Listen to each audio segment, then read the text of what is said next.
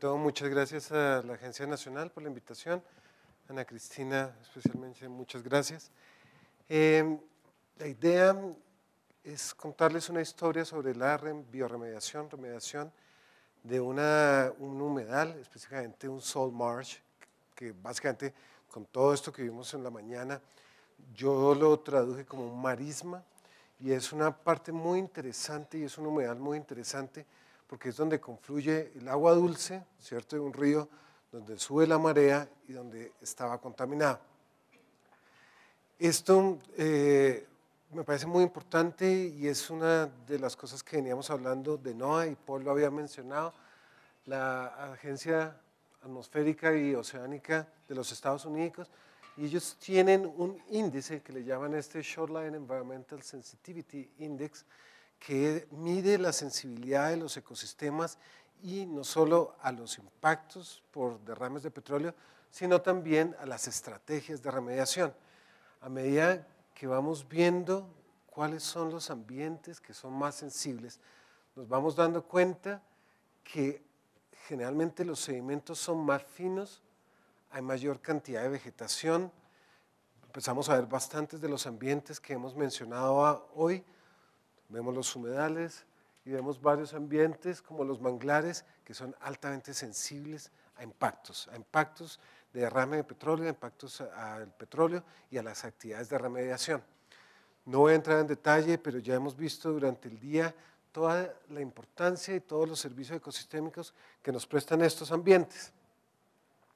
Generalmente la contaminación, y ya lo veníamos hablando y Paul lo había mencionado, viene por distintos sitios, ya sean impactos directos o indirectos, y generalmente los derrames de petróleo, uno está acostumbrado a ver los grandes impactos, ¿cierto? El impacto del derrame de la BP o el derrame del Exxon Valdez, pero generalmente son todos estos pequeños derrames durante el cargue, descargue, las tuberías, que causan un impacto muy grande a todos estos ambientes. Que afectan muchas cosas, y muchas cosas. Generalmente el petróleo tiene dos características, una que las mencionaban hoy, de recubrimiento, y ese es uno de los que más podemos ver, ¿cierto? Recubren los animales o las aves o las plantas, pero hay otro que es muy importante y es lo que no vemos, los compuestos tóxicos que no estamos viendo, ¿cierto? Los carcinogénicos, los mutagénicos, todos estos pHs que pueden causar una gran serie de daños.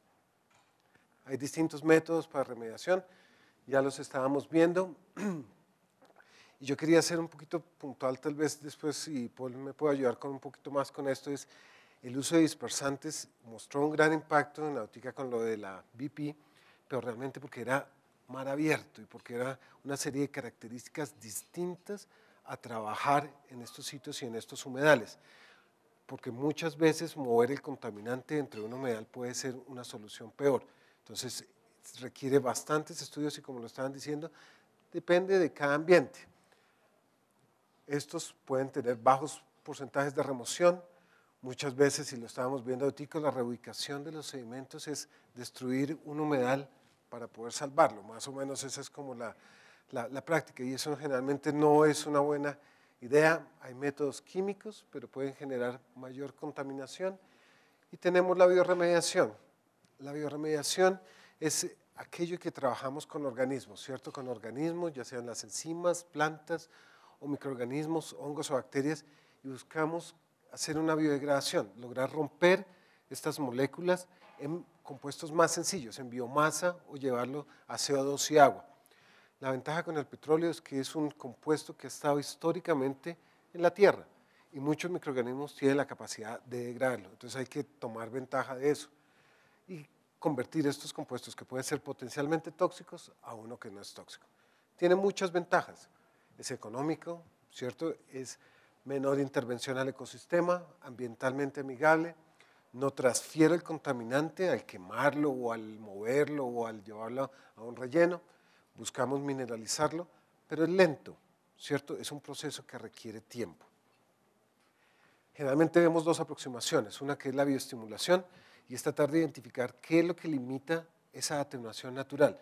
El ambiente puede hacer su trabajo, ¿cierto? Pero generalmente son procesos muy largos. Entonces lo que uno trata de identificar es qué está limitando eso y tratar de dárselo al sistema, acelerar estos procesos. O la bioaumentación, ¿cierto? los microorganismos que son adicionados, los cuales generalmente en esta área ha mostrado resultados muy limitados, muy limitados. Este es un caso de la adición de dos aceptores de electrones. Acordémonos que generalmente la energía se gana en los microorganismos por mover electrones de un donador a un aceptor. Creo que ahorita les dieron a todos palito de queso, ¿cierto? El donador de electrones con juguito, entonces ya todos. ¿Y qué necesitamos? Oxígeno, ¿cierto? Y ese mover de esos electrones es lo que permite energía y permite metabolismo. Y es a raíz de eso que se puede hacer la degradación. ¿Qué es lo que sucede? Como lo vemos hoy, estos sedimentos son bastante finos, bastante anóxicos, muy poco oxígeno. Si son marinos, mucha cantidad de sulfato y los procesos se vuelven muy lentos, una degradación muy lenta. Entonces, eso era lo que tratábamos de hacer, acelerar esto. Esto se llevó a cabo en la Universidad de New Hampshire con el apoyo de mi tutora en ese momento, la doctora Nancy Kinner. Fue el derrame del Julian en Portland, Maine, básicamente un carguero que liberó aproximadamente como 700, 800 metros cúbicos de dos tipos de aceite, número 4 y número 2. Aunque hubo una respuesta inmediata, ¿cierto?, para tratar de contenerlo, muchos de los hidrocarburos fueron movidos hacia el interior por las fuertes mareas y los vientos. Este es uno de los planos en que nos muestran, si ustedes se dan cuenta, aquí está la ruta 77, aquí fue donde estuvo el accidente, el carguero terminó acá y toda esta parte en negro, toda esta costa fue altamente impactada. Aquí fue el sitio de estudio y básicamente ese fue el huequito que se le abrió al carguero, ¿cierto? Entonces liberó una cantidad de petróleo, esta marisma y ensenada, y esto es después del petróleo. Podemos ver toda la cobertura de petróleo, ese es uno de los principales puntos, si pueden ver toda esta parte impactada. Y después de aproximadamente 3 años, que nosotros fuimos a 2 años, uno se da cuenta que al pisar, esto es el típico caso, vuelve y salen las gotas de aceite, ¿cierto? Entonces fue altamente impactada. El objetivo fue evaluar cómo estos aceptores de electrones podían estimular más la degradación. Se hicieron varios plots, varias parcelas para el estudio de los diferentes tratamientos. Se escogieron estos dos tratamientos porque son los que aceleran más rápido la degradación y se hicieron una serie de parcelas. La idea era construir una serie de tratamientos o introducir el tratamiento a través de una tubería horizontal.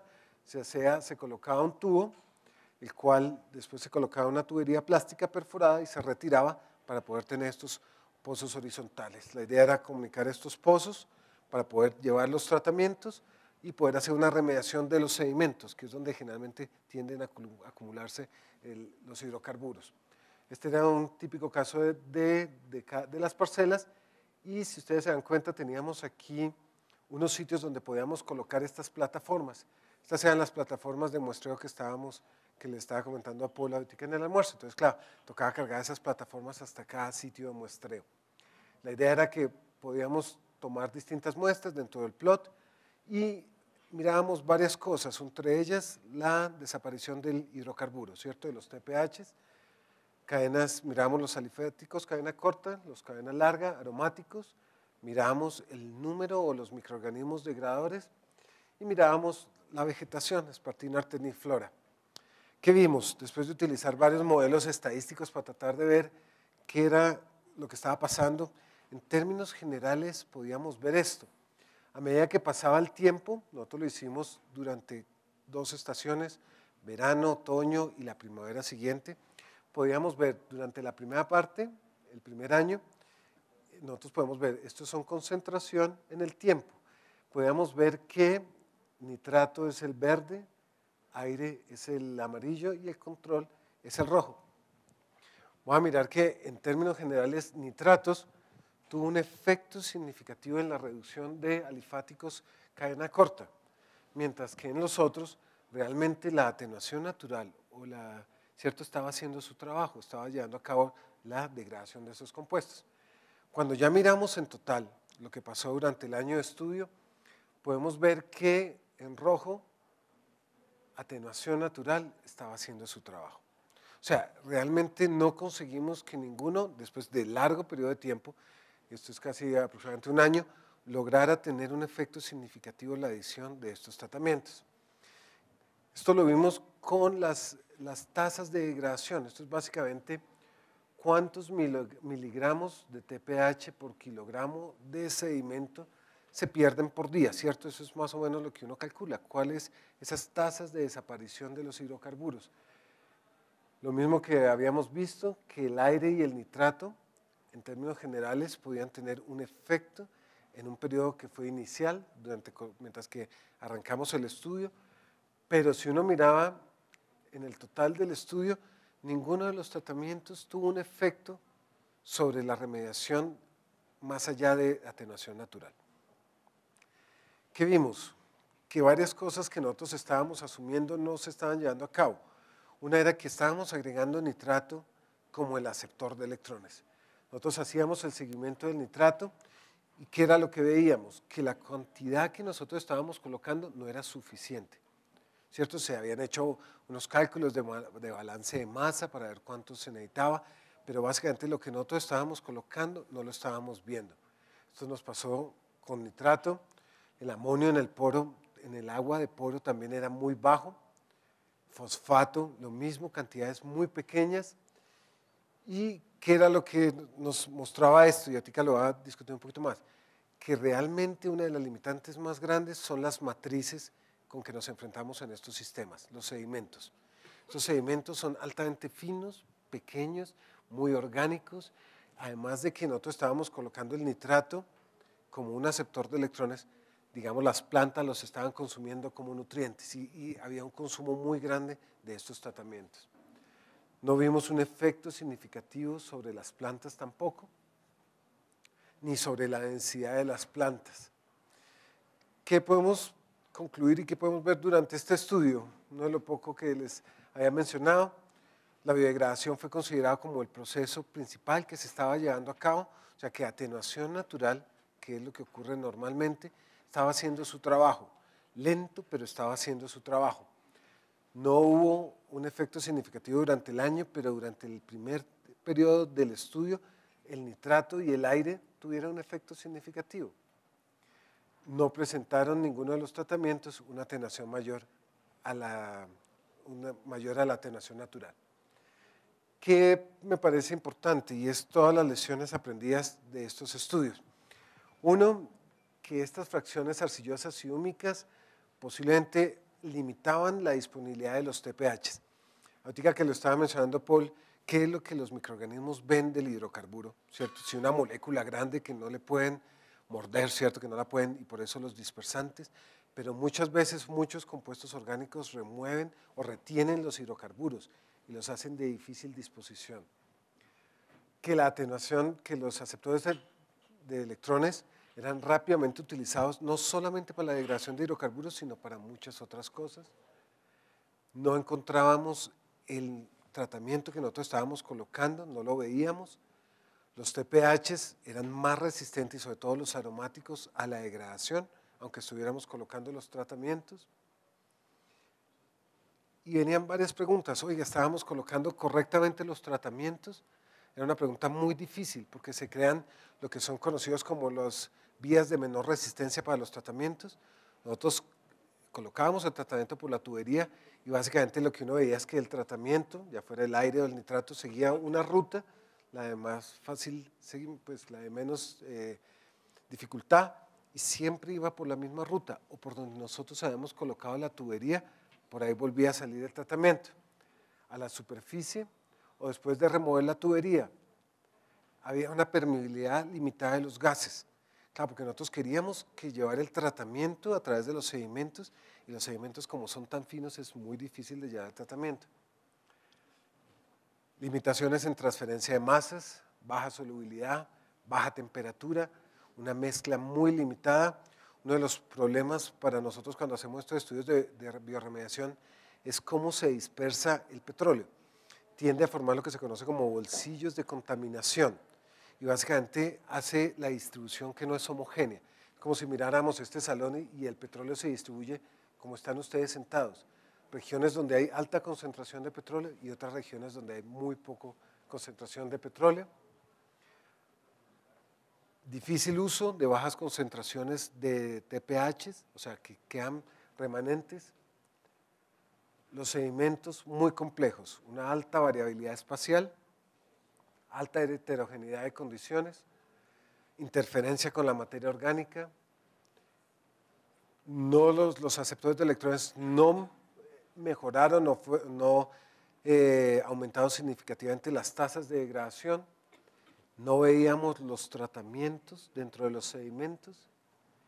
¿Y por qué coloco esta foto? Porque después, esto fue cuando estábamos colocando los tratamientos, y por eso decía, y después uno lo ve con el tiempo, que realmente el impacto no solo de los derrames, sino, si ustedes se dan cuenta, de nosotros tratando de colocar la tubería, el efecto que tiene sobre estos ambientes. Entonces, por esa razón, me pareció importante mostrar esta foto. Bueno, muchas gracias. ¿Preguntas después? ¿Qué preguntas de una vez? ¿Tienen preguntas? Bueno, aquí tengo 3 preguntas como acumuladas del día. ¿Es posible recuperar un ecosistema que ha sido afectado de manera aguda por hidrocarburos? Si es así, ¿cuánto tiempo requiere? Yo creo que depende del sistema, ¿cierto? Depende del sistema, y lo estábamos viendo, que hay distintos como sensibilidades a los impactos y a los procesos de recuperación. Yo creo que estoy de acuerdo con Paul en términos de restauración y remediación. Generalmente, y eso son como varias escuelas de pensamiento, lo primero que hay que tratar de hacer es una remediación, tratar de eliminar el problema, para luego hacer una restauración, de poder llevarlo a las condiciones que estaban previamente, y por eso es importantísimo conocer la línea base. Hay distintos ambientes, y distintos ambientes reaccionan de forma distinta a los derrames de petróleo o a estos contaminantes.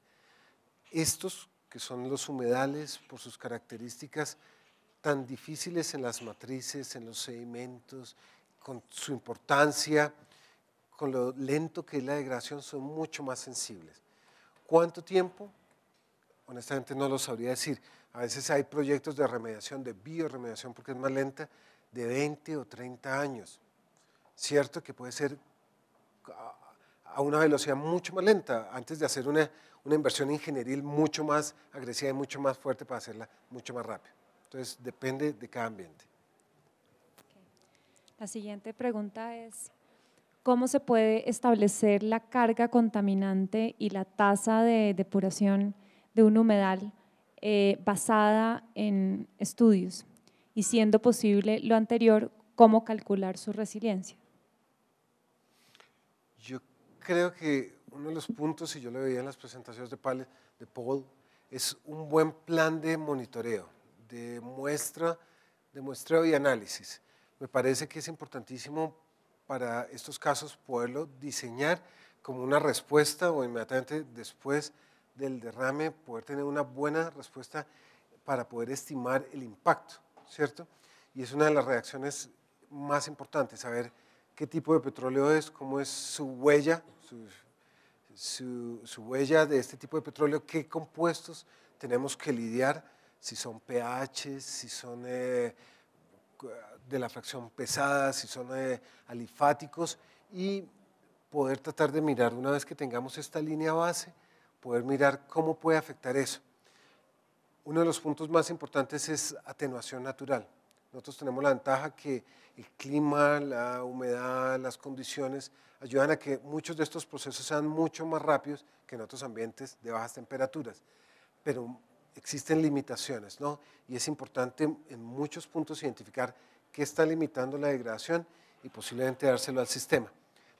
Uno de los puntos a veces que es más relevante en la remediación de hidrocarburos es que los microorganismos, para lograr la degradación, necesitan un balance de nutrientes, o sea, necesitan carbono, nitrógeno, fósforo.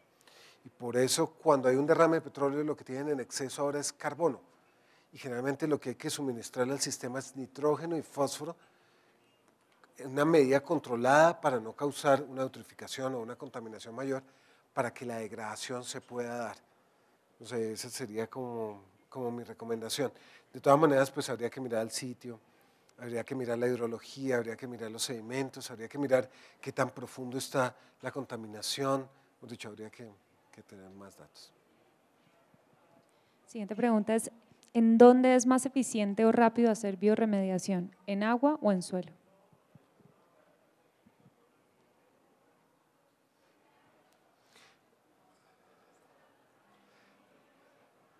creo que depende, es que depende de las condiciones del suelo, depende de qué tipo de suelo. Si es un suelo arenoso o un suelo orgánico, que es fácil de hacerle lo que se conoce como una biolabranza o un land farming, es fácil hacer tratamientos de remediación, ¿cierto?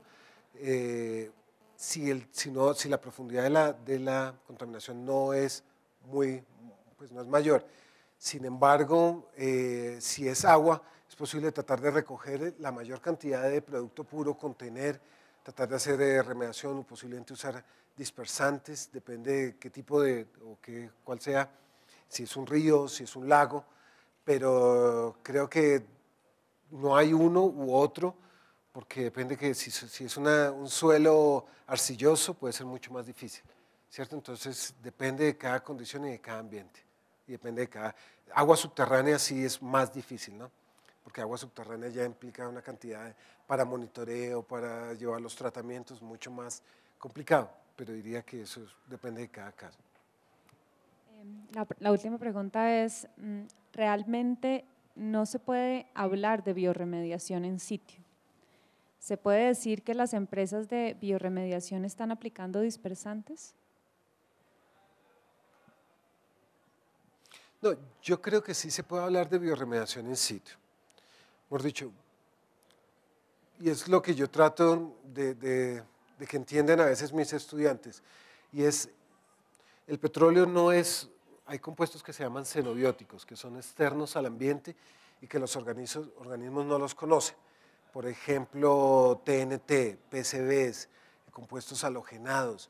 Estos compuestos son muy difíciles de degradar y el ambiente no los conoce. Entonces, por esa razón, su degradación es o muy lenta o son recalcitrantes.